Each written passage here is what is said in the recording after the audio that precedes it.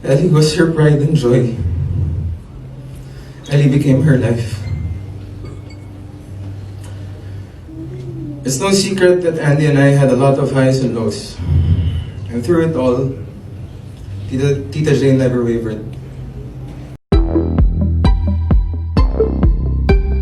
Narito pakinggan ang madamdaming mensahe ni Ejercito sa huling gabi ng burol ng beteranang aktres na si Jaclyn Jose.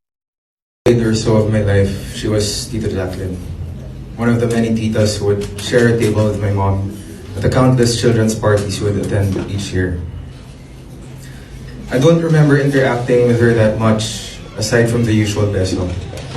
She was just that tita who appeared with a facial burn on TV, and that tita who had a daughter who looked like a doll and almost never spoke.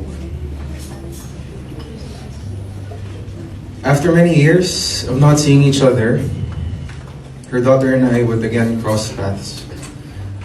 That's when I got to know her more, and when she became Tita Jane to me. She was indulgent, fun, and as we usually put it, cowboy. She would at times join Andy and I on our dates to the movies, to fully book, and to restaurants. She would always cook for me whenever I visited, and we would bond over our love for Michael Jackson and interest in politics, much to Andy's annoyance. Nevertheless, I still felt the need to impress Tita Jane. Mas niligawan ko pa ata siya kaysa sa anak niya. And by God's grace, a few months later, that daughter of hers who looked like a doll and almost never spoke became the mother of my daughter, Ellie. And boy, was Tita Jane the happiest. It wasn't exactly a smooth sailing pregnancy showbiz-wise, but being a nanay to Ellie seemed like the best thing that ever happened to Tita. Ellie was her pride and joy. Ellie became her life. It's no secret that Andy and I had a lot of highs and lows. And through it all, Tita Jane never wavered. In fact, the trials Andy and I faced brought me and Tita Jane even closer. Siya ang kausap ko sa phone ng ilang oras kapag may problema. Siya ang kainuman ko kapag may mas malaking problema.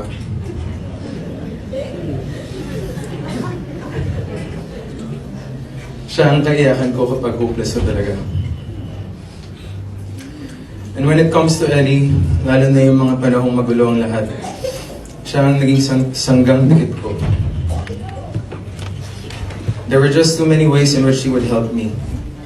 But what stands out to me is during the times when I was dying to see or spend time with my daughter but couldn't, Tita was the one who would help me find ways. Kahit anong oras, kahit nasa taping pa siya, she would go out of her way para makasama ko si Ellie, even just for a few moments. Perhaps she did it for me too, but I'm sure she did it especially because she knew it would be good for Ellie. But as fate would have it, Andy and I would go on with our lives separately. And that, unfortunately, created a gap between me and Tita Jane. Nawala na yung phone calls, text messages, at inuman.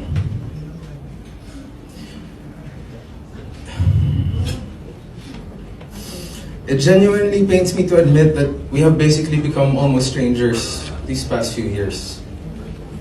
Hi, hello, and thank you na lang every time sinusundo or hinahatid niya si Ellie sa amin.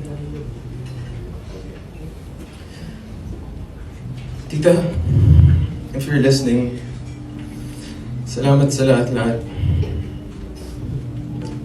And I'm sorry. Napakabigat nito, Tita. Nagpaalam ka na lang bigla. Ang daming sana. Sana naibalik pa natin kung paano tayo dati. Sana nahingan kita ng advice sa trabaho natin. Sana naka-eksena man lang kita. Sana nakapag-2 bots pa tayo. Sana napadalas pa si Ellie.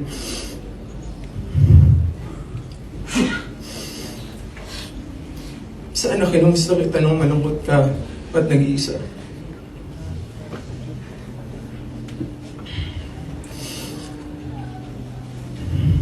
Tita, sana makabawi ako sa'yo through Ellie.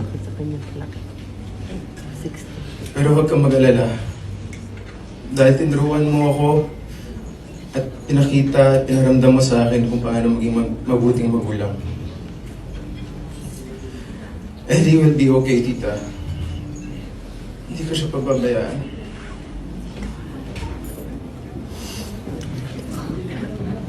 In one of your last text messages to me, ang sabi mo, Jake, namimiss kita sobra. Anak pa rin, turang ko sa'yo. Mahal kita, alam mo yan. Tita, sana alam mo na mahal din kita.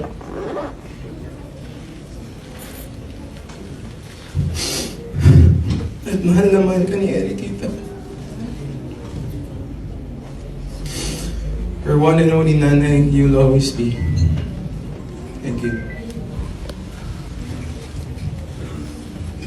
Thank you. Eugene, lumaki kami magkasama sa lahat ng bagay. Hanggang sa nag-artista ako, kabuntot ko yan kasi maliit. Ang liit pa tao eh, tapos ako mataas.